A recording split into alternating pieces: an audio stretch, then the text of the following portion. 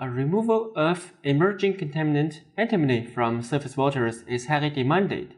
The most abundant antimony species are antimony 3 and antimony 5, and antimony 3 is 10 times more toxic than antimony 5.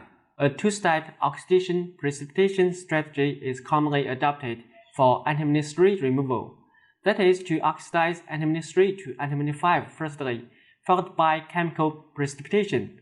But we can achieve this within a single unit. Since antimony shares similar physical-chemical properties with other elements from the same nitrogen group like arsenic or phosphorus, I believe this method could also be extended to these compounds. Be sure to read the SDS of all of the chemicals carefully, follow the protocol and the equipment instructions closely, and learn how to differentiate between antimony 3 and 5. Minor changes in the protocol may cause significant changes in the system performance.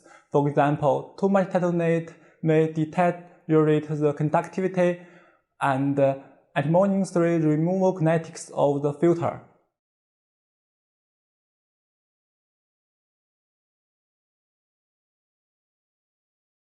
To prepare the titanate nanowires, first dissolve 56 grams of potassium hydroxide in 100 milliliters of deionized water under vigorous stirring.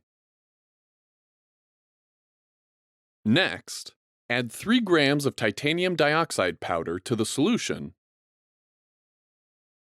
and transfer the solution into a Teflon-lined reactor. Hold the solution at 200